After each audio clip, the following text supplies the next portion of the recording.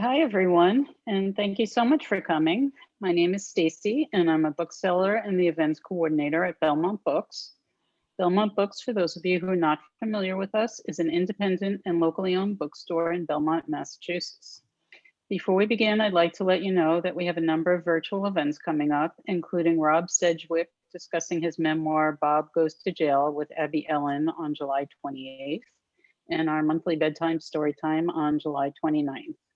You can register, register for these and our other events on our website, belmontbooks.com, which is also where you can purchase tonight's book, Class Dismissed.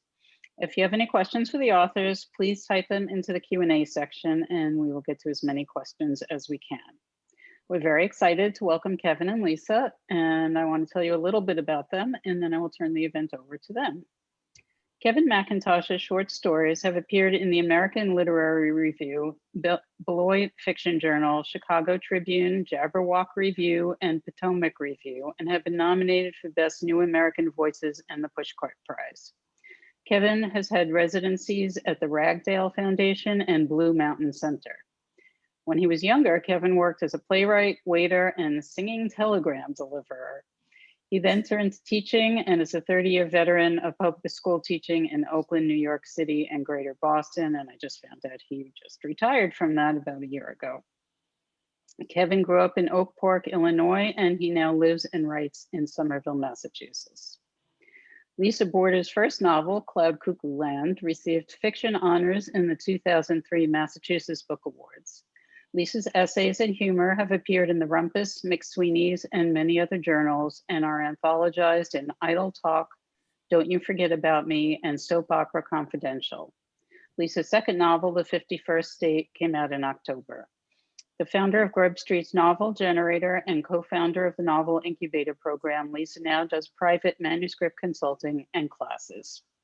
And without further ado, I will turn the event over to Lisa and Kevin. Thank you so much, Stacy, and thank you to Belmont Books for hosting this event. I'm really excited to introduce folks to Kevin McIntosh and his work. Class Dismissed is a novel about teachers and students written by a teacher. And Kevin was a student of mine in a novel in progress class I taught at Grub Street 10 plus years ago. Kevin and I were trying to figure out the math, and somewhere in there, we think we didn't quite get it. I was absolutely thrilled when I heard that he was publishing his debut novel, and I was even more delighted after I read it. Class Dismissed explores the triumphs and tragedies of teaching and the Kafkaesque bureaucracy that one gifted New York City public school teacher finds himself in after an accident involving his most difficult student. Simultaneously as cynical as the city he now calls home and as sincere as his Midwestern roots, Patrick Lynch is an unforgettable narrator, one you'll root for as he buckles under the weight of his own mistakes. This novel is both laugh out loud funny and deeply moving.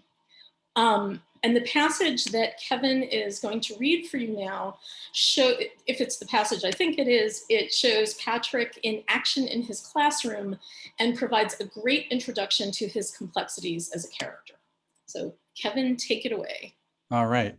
Thank you very much, Lisa, for meeting with me here and discussing my book with me, and for being my teacher. You really kickstarted this whole thing long ago. So thank you very much. And thank you to Belmont Books. I'm very grateful for this platform and for them promoting my book. Hope everyone supports them. In this scene, it's in the second chapter, and Patrick Lynch, the protagonist, is kind of in a sweet spot in his teaching career a little bit. He's a 7th year of teaching. He's 30-ish. He's feeling a little bit like he's, on top of it. He's got it figured out a bit. Having good rapport with this class. It's a very diverse class in New York City, Upper West Side. And Marcus Garvey High School, freshman.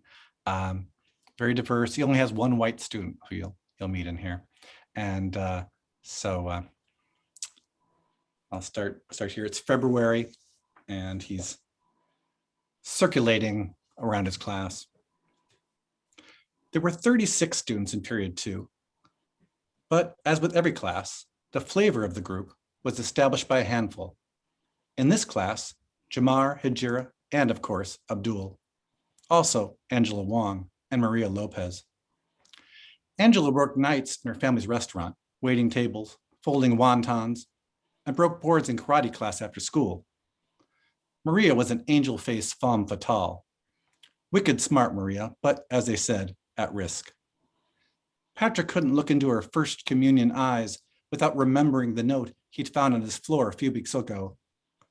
"Did you like what I did in lab?" it said in her loopy, girly script. "You want more of that after school?" Sitkowitz's chem lab. Procreation, nuclear fission, could be going on in the back row without his knowledge. Then there was Josh Mishkin. He was quiet today, slumbering at the little round editing table to the right of Hijira's girls. Joshua requires preferential seating, said his individualized education plan, by which they meant front row center, but back row right corner was what Josh preferred and was the only spot where he and the class could function. Mr. Lynch tapped a finger on the table next to Josh's head. He learned early this fall not to rouse Josh with a tap on the shoulder. While shouting and upsetting furniture is clearly unacceptable behavior in a classroom setting, Dr. Mishkin, Josh's mother, wrote in her November 7th missive to Principal Silverstein, it is behavior consistent with the psychopharmacological and sociocultural issues detailed in Joshua's IEP.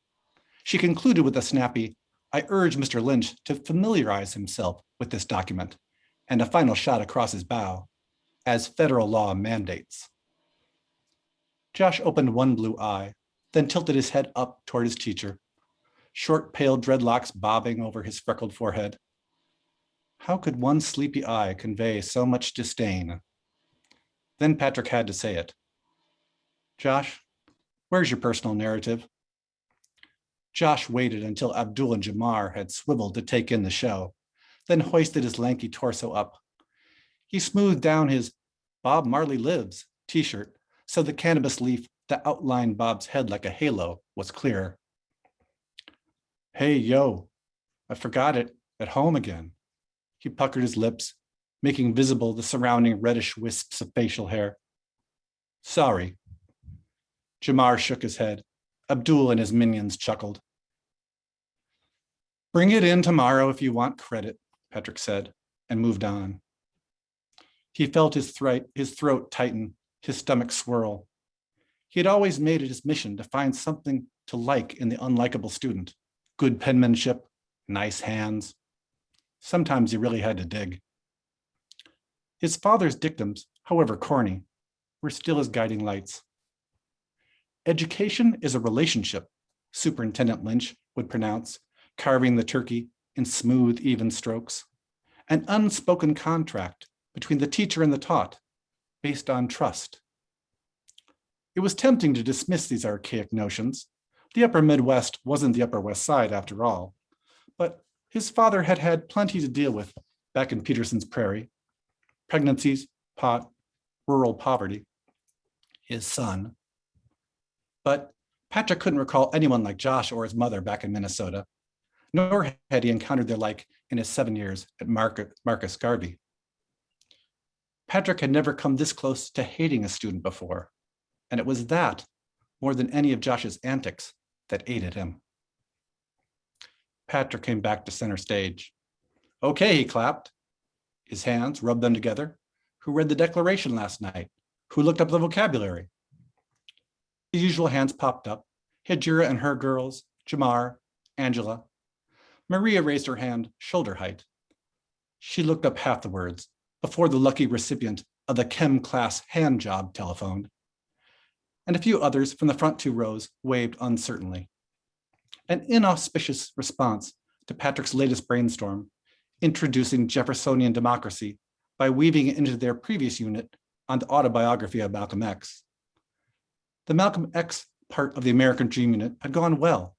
Spike's film version was out in video, X caps and t-shirts were still everywhere, so most of them had read most of the book. He'd put up a poster of Malcolm as an experiment to see if he'd wind up with the same Frankenstein scars and bandito mustache as Emily Dickinson. Patrick was out in the hall one morning when he saw Abdul, fine point in hand, prepared to perform cosmetic surgery on Mr. X. Before he could say a word, Patrick heard Jamar scold softly, "Hey man, that's Malcolm." Patrick watched from behind the door as Abdul paused and capped the pen. Great. Thank you for such a great reading. Thank you. I think that's a terrific introduction for people who haven't read the book. It really gives a flavor of especially of the sections in the 1990s. And I'll talk about the different time periods of the book in a minute. Yeah. But I want to talk about that passage a little bit, because I think there's a lot in what you just read, even though it's a very short passage. One bit that really sticks with me is Patrick remembering his father's dictum, that education is a relationship, an unspoken contract between the teacher and the taught based on trust. Yeah. So this idea of an unspoken contract, of the intimacy of teaching, I think it's a theme that really runs through your novel. And I was wondering if you could talk a little bit about that contract, and maybe without spoilers, a little bit about how Patrick holds up or fails to hold up his end of it. Yeah. Well, Patrick is, as we would call it, a faculty brat in the business, right? Mm-hmm. His father was a teacher and then superintendent of a rural school district in Minnesota, back in the 70s, and then we flash forward to the 90s here. Yeah. And so, and his mother was a high school secretary, so he has been very, immersed in that his whole life. And, as a child, had kind of a love-hate relationship with that. But we see a little bit of that. But as I said, he's reached a point where he feels, you have these phases to teaching, right? Where you're at the beginning teacher, nothing, and your students run over you. And then you figure out a little bit. And then you feel like, okay, I kind of have it. And then you get to about year 7. And that's a time when people, they either stay or go sometimes from teaching. A lot of people leave around them because they think, oh, this is too hard, or, this is really not for me. Or some people realize, wow, this is a real mission, this is a real life's work. And I think he's at that, that moment, which is kind of an opportunity, and it's kind of a danger zone too. So, and there's that tension, I think, in his classroom. And you hear, I think, and this is something I tried to put across in this novel, some of the teacher stream of consciousness. You hear a little bit of it there, right? And you can tell that he's got enough mastery that he sees a pretty big picture, right? New teachers have blinders on. They don't see much beyond, their lesson that they think they're teaching. And he knows enough that he's thinking really pretty deeply about his students, and feels, very committed and very responsible to them. And when things go wrong in his classroom, without saying too much more about that, it's devastating for him. And I think he realizes how much maybe he's his father's son in a way when that happens. Yeah, I think that's true. I was also just thinking as you were talking that there's an aspect of teaching that's really a performance, and I almost think, I don't know if you agree with this, but I think if you have that stream of consciousness going, you're not really in the flow. I guess I feel like when I'm teaching at my most effective, I'm not consciously thinking about all the different things. I'm just sort of like in the flow. I mean, it's almost like a musician playing for an audience. Yeah, that's true. That's true. But I would say there's an improvisation. I like the musical aspect, but there's an improvisational part of it that I think, and that's kind of what to me, the stream of consciousness is a bit about, because you're in the moment, but you're really responding to what you see, right? And you're making changes. As a new teacher, I didn't do that much. New teachers are very, right, and I've mentored a lot of new teachers, right? They're very focused on this is my lesson. And an experienced teacher has internalized so much, right? Yeah. That they have the free attention, right, to see, oh, the kid in the back of the class isn't really tuned in. Oh, the kid in the front has their hand raised all the time. I should call on him again.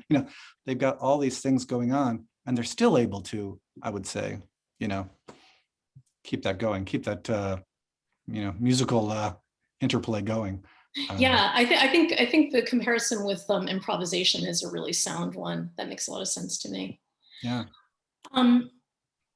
So I want to talk about Patrick a little bit more as a character, because I find him very interesting and multi-layered. Yeah. So there are a lot of aspects that make him such a compelling character and narrator. Just one of the things that kind of struck me is, despite having the advantages of a middle-class childhood, he felt like an outsider in high school, and being an outsider seems to follow him through life. Could you talk a little bit about his outsiderism, if that's a word, and how that affects his actions? Yeah, absolutely. Yeah, he's an outsider on a number of levels, as you said. And we see him teaching in New York City, where he's, where he's an outsider in the sense of he's a Midwesterner. He's white in a class that's almost all of color. And he's an outsider within the New York school system. And when things go south, in particular for him, he has to deal with the superstructure and the bureaucracy of New York City, the unions, right? And union heads and department heads and, this sort of thing. And he hasn't really made the friends that he needs to have made. Exactly, right. And he can't play the system because he doesn't really, and even though he's been there 7 years, he's not of that system. And so he's an outsider for many reasons in New York. We see him also teaching in suburban Minnesota, Minneapolis, in an upscale community where, again, he's an outsider. Even though it's Minnesota, he's from a farm town, right? And as you said, pretty middle class as far as the superintendent, but it's small town, middle class, which is a different sort of thing. Yeah. So he's an outsider there. And then he's an outsider growing up, right? Because he's a kind of a townie, as they would say in a small town. And his father's kind of a big wheel, as it were, in a very small pond, and people are a little suspicious of him because his parents run the school system, it seems like. And so he's an outsider in several levels. And as you said, it kind of follows him through life. Yeah, even in his relationship, I feel like he's with a woman from a totally different kind of background. And right. That's another way, right? She's affluent, really, Eastern prep school from Darien. Yeah, a whole, much more affluent and very, East Coast, New Yorkie. And she's of that world, right? That he's in, that he's immersed in, but she really is of it and comfortable with it. And again, when things fall apart, right? She knows levers to pull, right? That he doesn't, and that becomes a tension between them. Yeah. Definitely. I want to stick with this idea of him being an outsider a little bit, because one of the things that struck me was, I think I'm curious to know if you agree with this reading of your book. I feel like Patrick perpetuates being an outsider to some extent by some of the choices that he makes. He had a real self-destructiveness that at times I felt frustrated by, yet it was also very believable and compelling and moving. So I guess I'm wondering, do you see him as a somewhat self-destructive character? Or is this just an individual reader's interpretation? I'm loving getting reading response. I've been working on this novel, as you know, for maybe 20 years altogether. So finally getting reader response is great. I love it. Self-destruct, that's interesting. I hadn't really thought of him that way, though he certainly makes moves that are not helpful, not in his own interest. Certainly, I don't think they're deliberate. No, I think it's an internalized kind of. But he certainly does do things that are totally wind up being self-destructive. In a strange way, it's interesting. When I had it finished and I was rereading it, I began to see it in a way as a coming of age story. Which is funny because he's 30, right? Oh, I think it is, though. I completely. Right. can see that. Yeah. But in some ways, he's really kind of coming to grips with some childhood issues and his relationship with his father, and right, being an educator, and his father was an educator, and what does that mean? And can he be the man his dad was? And on several levels, there's almost some sort of adolescent stuff he hasn't worked through, right? And I think this crisis that he encounters as he goes through the novel really forces him to deal with it, as which is true, I guess, of many of us, right? A crisis will force you to face your demons, right? Yeah. And it does. I also think that in particular, I mean, I was thinking to a certain extent about Patrick generationally, because full disclosure, I was in high school at the exact same time Patrick was in high school. Right. And he's basically was born on that line between the baby boomers and Generation X, right? But I feel like certainly with Gen X, but I think with a lot of people that were born on that cusp too, there was kind of a delayed coming of age. I feel like I didn't really feel like I'd grown up until I was in my 30s. And I don't know if that's true of every generation, or if it certainly wasn't as true in the past. I don't know if it continues to be true with future generations. I don't think so. I think that's an interesting point. And he is. He's a little younger than I am, for example. He is kind of on that cusp. And I think that's true. People sort of a delayed coming of age and a long adolescence, however you want to look at it, right? And it felt very true to me for the age that he was supposed to be. Like I kind of believe that in the 90s he was still kind of growing up and perhaps slightly immature for his age. Right. Yeah, that's true. And I think his girlfriend / quasi fiance, Susan, kind of sees that in him. Right? I mean, that becomes more apparent, right? Especially as push comes to shove and he's really brought up against himself in this rather extreme way, right? Those deficiencies or immaturities, right, become in bolder relief, and I think her relative maturity becomes clear too in some way. That's what I was going to say. She's clearly much more grown up than he is, and yes.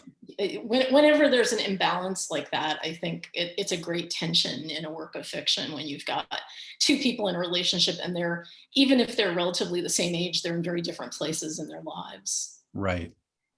And again, until you get under the stress and the pressure of something really bad, you can float along in a relationship sometimes, right? Those fissures don't really show themselves so much, right? And there's not a great deal of pressure. But when things go wrong and you're brought up against your resources, right? Your most basic resources, those things come to the fore. She sees those things in him that maybe she saw, but he's a charming guy and he's smart and he's funny and he's got he likes kids. There's a lot of good things about him, I think. But those aspects come out. Definitely. So one of the other things that really intrigued me about this book, I'm always interested in books that look at class, and I feel like not enough books, especially I think books by white authors often don't really address class in a way that I think it deserves to be addressed. Yes. And I think it examines class through a number of different lenses. Patrick's middle-class Midwestern childhood contrasted with his much less affluent best friend, Gunther. The imbalance between the adult Patrick and his girlfriend, which we've just talked about, and the imbalance between Patrick and his students. So I was wondering if you were consciously writing about class, or what kind of a role that played in your shaping the book. That's great. I'm glad you asked that. And I called it class dismissed for a reason. Obviously that plays on various levels, but I am very tuned into class myself. Which is a funny thing. We don't talk about that very much in America, right? We try to pretend that to some degree doesn't exist. We talk about race, right, and religion, but we really have difficulty talking about class. And if you do, you get called a socialist, apparently. So, but I'm pretty sensitive to it. You're talking about being on the cusp between generations. I kind of grew up on a cusp class-wise in some ways. That I guess makes me sensitive to it. I grew up mostly in a very good suburb, Oak Park, Illinois, outside of Chicago, home of Ernest Hemingway. Very proud of him. And, you know, got a great education there, went to a really good college. But my father died when I was 8, and my mother raised 5 kids as a secretary. She didn't have a college degree. Her parents were Irish immigrants. Her father had a 2nd grade education, a very autodidact, pretty smart guy, but worked in an oil refinery. You know, so in some ways, I grew up in this, you know, very solidly middle class environment. I got a really great education, but also there's a working class background, you know, to my family, you know. And so I was always very sensitive to that, you know, so I grew up around more affluent kids. And then I wound up, I like Patrick, I did teach in the inner city in Oakland and New York. So again, all sorts of things with class there, right? Yeah. And a funny thing was, I was just thinking about this, a lot of the kids assumed that I was very affluent just because I wore a coat and tie and I spoke a certain way, right? And I'm white, and whatever, you know, look a little bit scholarly, which, you know, I'm not. And so I'd have to explain to them, you know, no, we have a lot more common that way than you think. And then I wound up teaching in a rather affluent school district in Boston for a number of years, for many years actually. And so then I was thrown back into kind of my own, you know, childhood, being, you know, kind of on the very sensitive to the, you know, my very affluent students and all the things they wrote about, you know. I bet. But I had to look up, what is dressage? I don't know. Why is this girl writing about that all the time? You put that on French salad, what is dressage? I have no idea, you know. Well, it makes a lot of sense to me also that you would be sensitive to class given your background of your father dying when you were young, because I had the same experience, and I felt like our class was kind of shifting as my mother was trying to figure out how to support us. And exactly. So it was like, so it changes. Yeah. And and I think that's the thing people don't talk about a lot either. You know, your social class can really shift depending on absolutely a change in circumstance. That's and I find it a very interesting tension. Obviously, I mean, that's, you know, it runs through my book, but I'm glad you picked up on that, because I think it's an interesting theme. Yeah, no, I completely agree. I was very happy that the book addressed that. So I'm going to shift a little bit here and ask you some questions about the structure, because I found the structure of the book very intriguing. So you had 3 time frames. I mean, 2 main ones, and then one that we saw a little bit less of. One of them starts a year after the main events of the story. We had the central, what I would consider the central time period, which was Kevin's teaching career in the 1990s. And I'm sorry, Patrick's career, not Kevin. I am not the protagonist. Let's be clear with that. I do not mean to conflate the author and the protagonist. I'm very sorry. Thank you. Patrick's teaching career in the 90s, and then Patrick in high school in Minnesota in the late 70s, as we've alluded to. So I was wondering how you devised this structure. I think a lot of writers might have chosen to put the 1970s sections as flashback, but I thought they worked really well as their own chapters, and I'm just wondering kind of how you came up with that. It kind of evolved, you know, and as you know, I wrote this over a long time, so I had a lot of time to think about it. I really liked kind of early on the idea of bookending it, you know, you begin and end sort of in present time, and really the entire rest of it, I guess, is really a flashback if you want to look at it that way, right? Kind of flashback and then deep flashback, you know. So I would not say, as a writing teacher myself, that's the easiest way to form a plot. It's complicated, and I did a lot to make it work. But I mean, I like how it works in the finished product, but I guess the piece is a lot about memory, and you know, how our, you know, in the Gatsby-esque way, how we're all just you know, born back endlessly, you know, into the past, and how you can't get past it, and how you can't really move forward until you deal with it many times, right? So that felt kind of natural to me. I also have a fondness, I guess, for books that have this sort of, you kind of know how it ends at the beginning. I mean, you don't know why, right? And I'm sort of intrigued by that. Not about the why as opposed to just the what. Yeah. So you kind of know the what, but you don't know why. And that's a lot of the forward thrust, I think, right, of the middle part of the book. Yeah, I think, and I think I too am attracted to books where it's not so much about some huge climactic event at the end, but Right. it's more about kind of the character growing and changing over the course of the book. Yeah, So, that's one of the things I was working on when I was in your novel in progress. I was trying to figure out if that would work. And in fact, I wrote that first chapter while I was in your class. oh, wow. Yeah. Because I think before that, it started with the part I just read, in real time in New York, right? Yeah. But I thought, no. Here, getting back to the class thing, I wanted to be more than just the story of what happened to him in New York, right? Yeah. And adding that other layer of him teaching this affluent district, right, where he winds up, adds a whole nother layer of tension to that, about the class, and makes it more about America, right? Makes it a little bit bigger in my mind, anyway, than one person's story. I agree, and I also think it adds attention in that you kind of know that he got a second chance as you see things kind of unraveling, but you don't really know how that comes about, I think, until much later in the book. Right. So it still creates tension. It doesn't really give anything away. No, it doesn't. And but that's what I was working on in your class, and I rewrote that beginning many times because I kind of like that. I gave myself that challenge, the thing of, you want to expose the reader, but not too much, right? Because you don't want to give it away, right? And you can't. But you got to intrigue, right? You got to want to know how this happened to this guy, right? Absolutely. So, yeah. So what was the very first thing you wrote? I'm always interested in what a writer's entry point is into the novel. Do you remember at this point? I'm sorry, what was the first thing I wrote in this novel? Yeah, like what was the first scene that came to you, or the first, like where was your starting point? My starting point, interestingly, as I think as I mentioned to you earlier, was a short story that I wrote called Special Needs, that I workshopped at Bread Loaf with Jennifer Egan.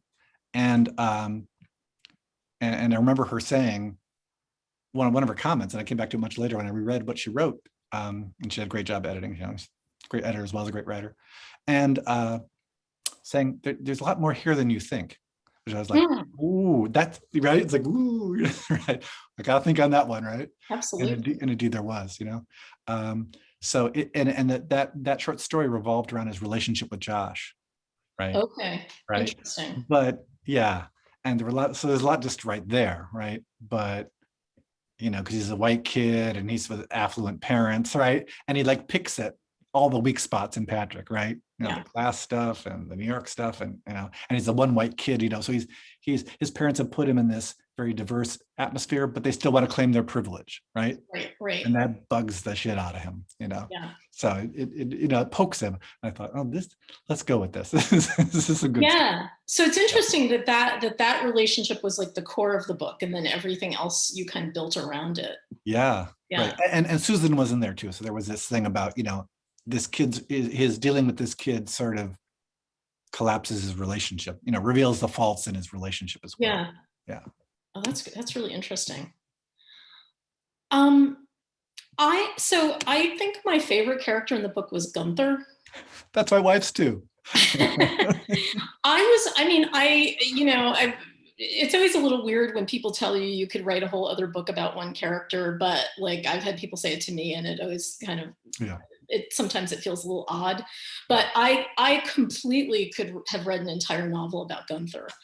And I guess I was wondering if he came early or late in the writing process, if he was inspired by anybody, or. Well, actually, there's an interesting little inspiration there. He did come early, and I made a short story, for Gunther's sort of a star, that got published Chicago Tribune. Oh wow! And so that made me think, oh, there's something here. People like this character. This is an interesting character. So and I found a way to keep him in the novel, sort of throughout the novel. Yeah, no, he just really intrigued me.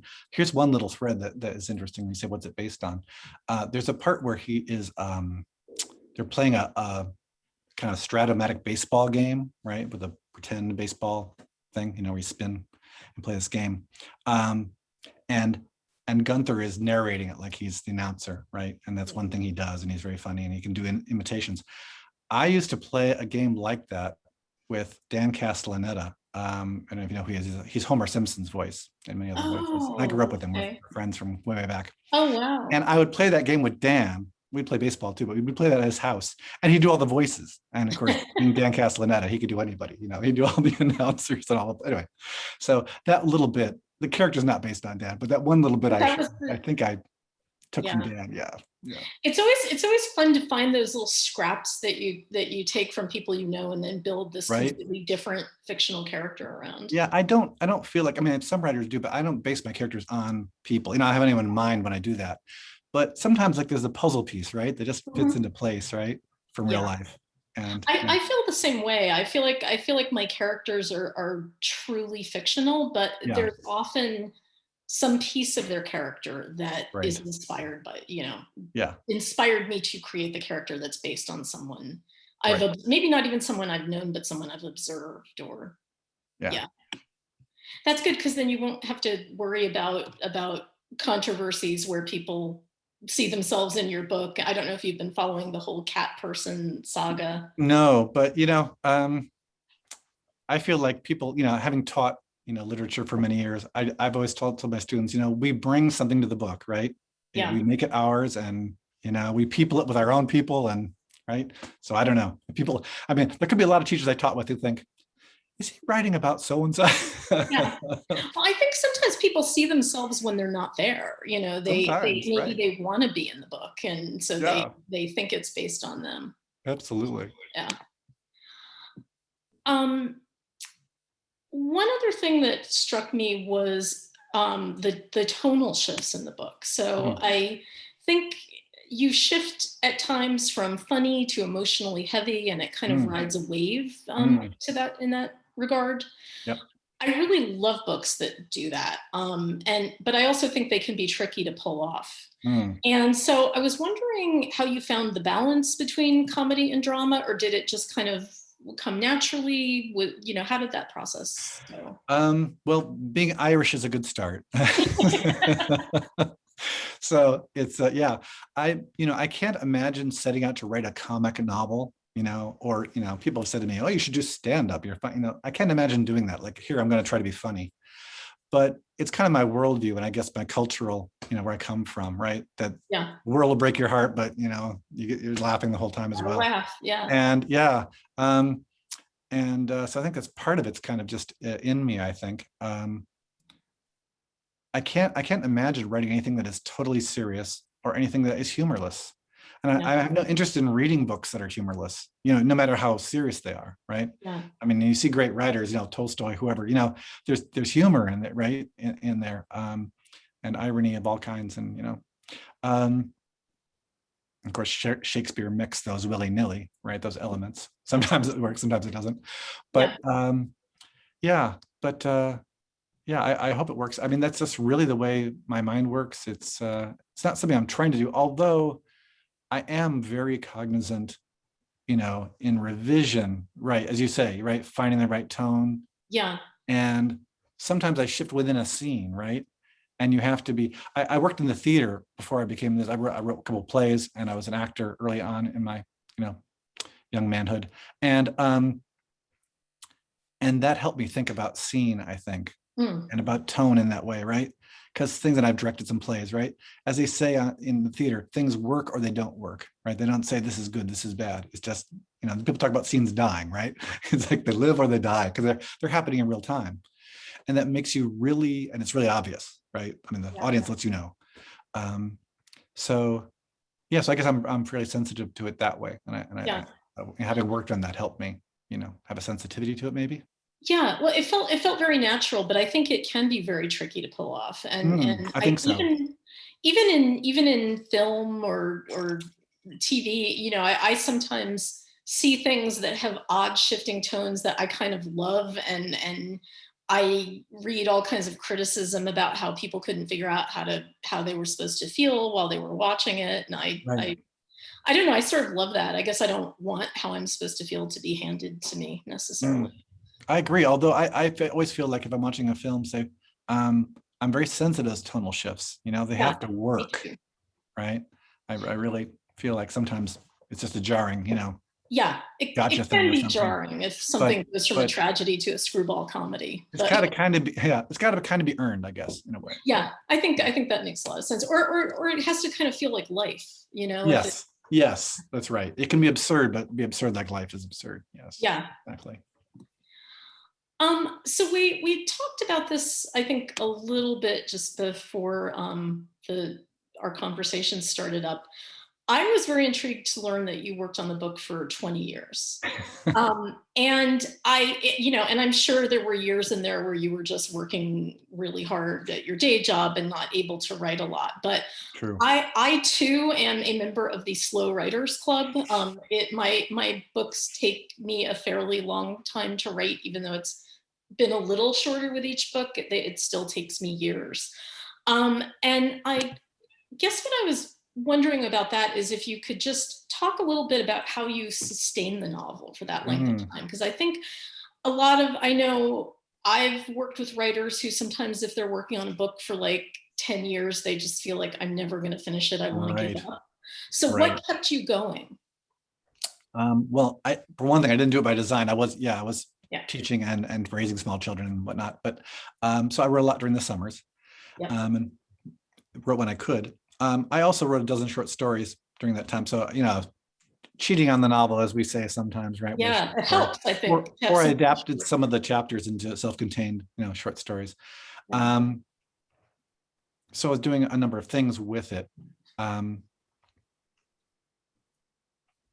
It kind of evolved. It's interesting. When I took your class I started writing so it felt like linked stories, right? That I thought, oh, this could wind up being a novel. And I was a little scared to call it a novel for a while, frankly, right? It's very intimidating, I'd published some short stories. I was like, oh, okay, I can do this, I guess, But somehow, novel's a pretty weighty thing to call something. Yeah. And so at some point, I just forced myself to do it. I took a course that was called Novel in Progress. So it's like, okay, there's no backing out here, right? The teacher is calling your thing a novel. So you damn well better finish it. Good. Yeah. So I put a little pressure on myself, Yeah. And then I at one point I started telling people they say, well, what are you writing this summer? And I'd say, well, I'm working on a novel. And once you've done that, it's like the die is cast, right? The die is cast. I can remember situations where I would tell an acquaintance at a party, oh, I think I'll have my novel draft finished by next May. Right. And then I saw the person a year later and they said, oh, did you finish your novel draft? No, I think I'm going to have it finished by like next June. And right. Well, that's what you said last year. You put pressure on yourself when you do that, right? And which really can be good. Which can be good. It's like, I remember having this feeling of like shame, like, oh my God, I said I was going to have it finished and I didn't, Well, Lisa, you want to hear what really put pressure on me? When I told my 8th grade students. Oh, I can imagine. And I even read, little kid-friendly parts of what, because that's part of my process. I wrote, I taught a writing workshop. So I shared, things that were appropriate with them, so they could see, this is not. There's nothing mystical about this, right? I'm just, I'm editing it like you're editing yours. I'm revising it like here's the first draft. It's not great, it's like, okay, but here's a good paragraph, right? I'll rescue that, right? So that's great. Yeah. And I'm sure they constantly asked you about it. Oh my gosh. And then once I actually, it was in process and it took a couple of years, as to get it from, get publisher accepting it to getting it out. They were like, when is it gonna be out, Mr. McIntosh? I'm still hearing that. It's like, it's out, That's great. Yeah. I think we're at the point where maybe we need to leave some room for audience questions. Well, yeah, if there's some questions, sure. Yeah. So unfortunately, nobody's asked any questions. So I'm going to give people a couple of minutes to do that. I'm going to ask you both a question in the meantime, if you don't mind. Okay. Well, I have a question. So, did you say you had one? I did, but you go ahead, please. Let's do yours first. Okay. I was just going to ask you both. So you both worked on and had books come out during the pandemic, right? My And book is not out yet. I just worked on it during the pandemic. okay, you worked on it, but what is that process like? I mean, it was such a weird year in so many ways, and what was that like for you? Kevin, do you want to go first? Yeah, a lot of what I've done this year is it's my first year. I retired from teaching after 30 years. So I've been writing nonfiction pieces this year, kind of processing my journey, and published a couple of those about the teaching process, what I've learned, the struggles, kind of a teacher's life in a nonfiction way, which has been fun and interesting. I think I needed to process that before, and I have some ideas that could potentially be novels that I'm interested in getting to as well. But I sort of needed to do that first, I think. But how about you, Lisa? Yeah. So for me, it was very weird because I also have a part-time job working at a hospital. So Wow. I was basically going into work during the pandemic, which was pretty frightening. Mm. And I had this novel that I had started, I would say around 2015, that generally I'm very slow at getting the first draft finished, and then the subsequent drafts go more quickly for me. And I was having a really hard time getting this draft finished before the pandemic. And when the pandemic hit, I really sort of felt like, since I had to go into a hospital every day, I have really bad asthma, a few other chronic health conditions. I just kind of thought I might not survive this. Like I might get COVID and die Wow. before there's any Wow. vaccine. And it made me just work on that book. Like every spare, boy, I'll tell you, fear of death is like a huge motivator. I don't recommend it, Yeah. but I mean, I remember there was a point where I got a little paranoid about it, and I had I think maybe I was ill and it ended up not being anything serious, but I had a folder on my desktop for my partner to basically send this to my agent if I die. Oh my God. Because I had a draft that I was close to the end, and I was so afraid when I became a little bit ill that this was it. I was going to end up with COVID and die, that I just wrote up notes for what I planned to do at the end. It's so silly. Like my agent is going to try to piece this thing together. Lisa, I'm thinking this is like a Mystery of Edwin Drood sort of situation here, where you've got notes on the ending, right? Well, when I think about it now, it's hilarious. Like, who do I actually think I am? But it really, it was the thing that kept me going, really, because I just felt like I have to finish this book. And I did. So. Bravo. Yeah. Great. And we do have a couple of questions now. Great. Kevin, Carla would like to know if you can describe a scene that reflects a lot about your own teaching. Oh, wow. Good question, Carla. I would say, well, the scene I read, that certainly does. I think all the teaching scenes do. Again, I'm not the protagonist, but certainly the teacher mind aspect of it is sort of my process. And as I was saying to Lisa earlier, the improvisational aspect. I think good teachers have this, they're very well prepared. They've got a game plan, right? And then, like a jazz musician, right? All the chord changes. You've got your chops together, but then you can play with it, right? And I tried to show a little bit of that aspect, so I think I would say all of the teaching scenes have aspects of that. And of course, the teacher at a certain point, that kind of, like I said, about 7-year point where you're finally able to look up from your lesson plan, right? And sort of see your class, right? Yeah. Kevin, Bill would like to know if folks can get access to the short story that you published in the Tribune, which may have been a precursor to the book.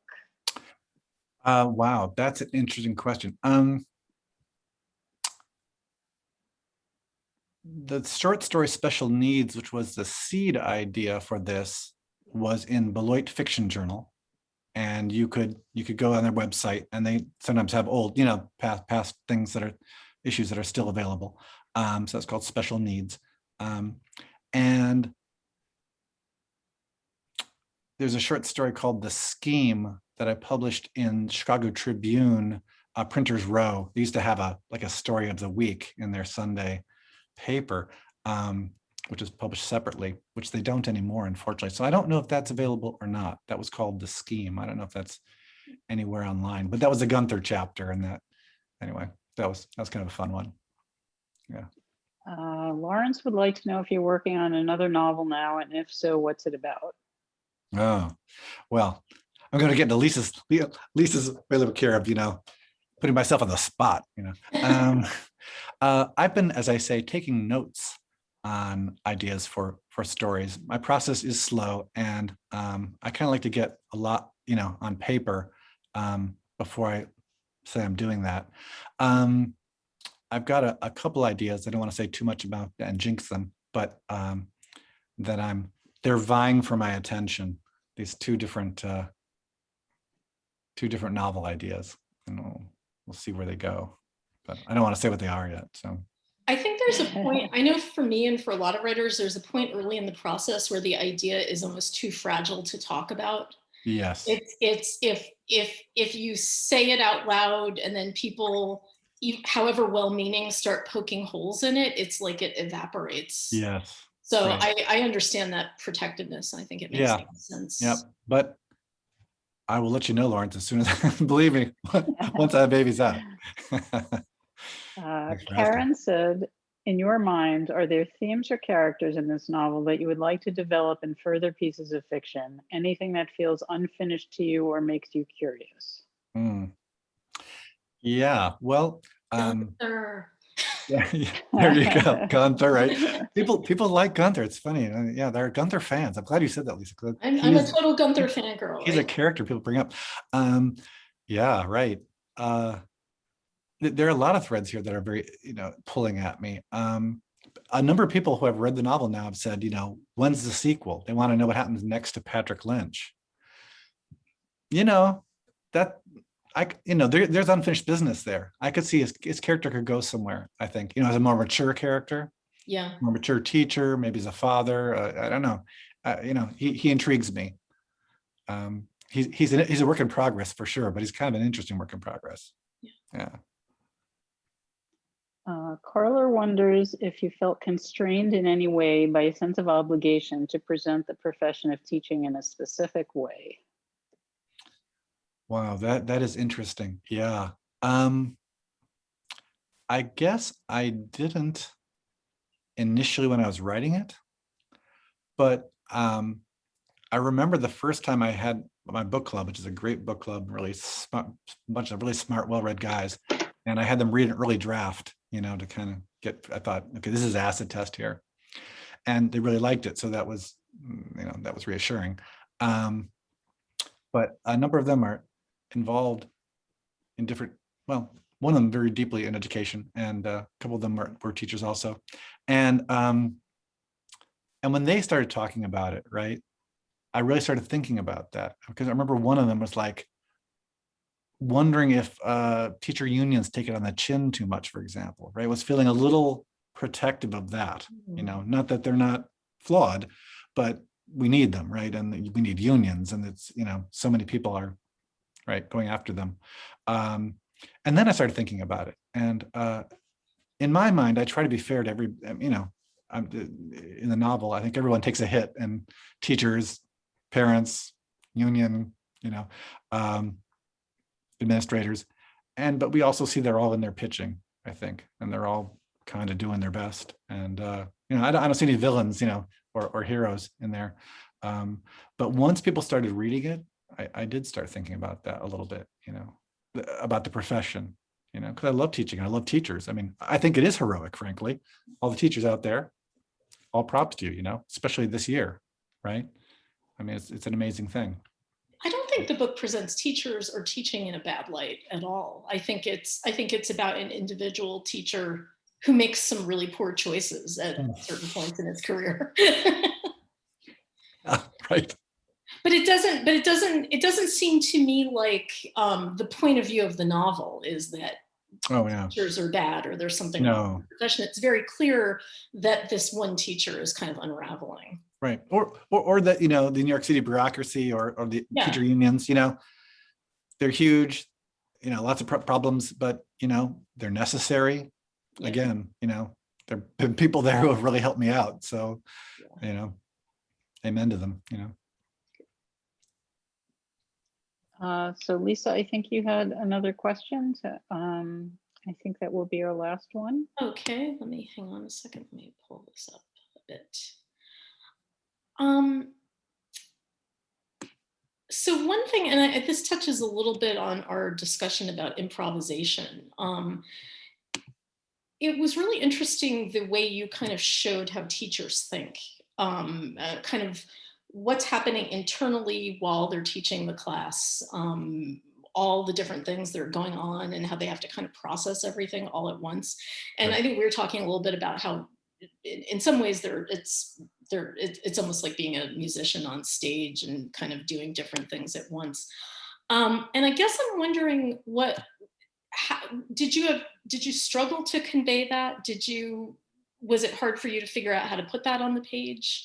Because it's a pretty involved process, and it's also interesting that your book is third person. It's not Right. a first person, which I think would maybe make it a little easier to convey that. True. Yeah, limited third person, I would say, right? Yes, Well, and very, very limited. close, We see everything from his eyes, but you know. Yes.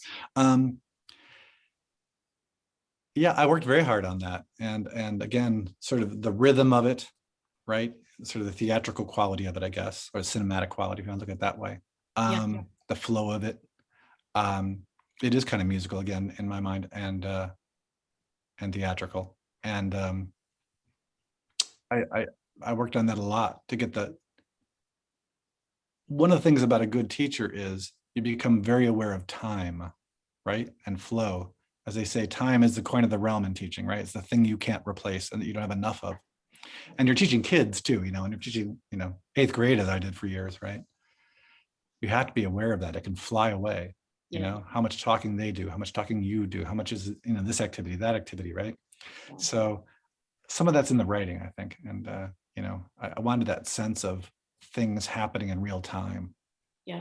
And of time slipping. And he's aware of that, right? You know, oh, the scene where the chancellor shows up, it's like, oh, you know, everything's thrown off. Did you do that by like varying sentence rhythms? I feel like it was kind of on the sentence level that you conveyed. I pay a lot of, thank you. I pay a lot of attention to sentences. I think good sentences are one of the great joys of literature. And certainly as a writing teacher, all about the sentence, right? So yeah, I mean, playing with the rhythm of it without it getting right early, hopefully. Yeah, that's what we try. And you succeeded. Thank you. Well, what a great event. Thank you both, Kevin and Lisa, so much for being here and letting our listeners in on some of the processes that went into this book. Kevin, we wish you the best with the book. And we thank everybody so much for coming tonight and listening. Thank you. I'd just like to say thank you so much, Stacy and Belmont Books.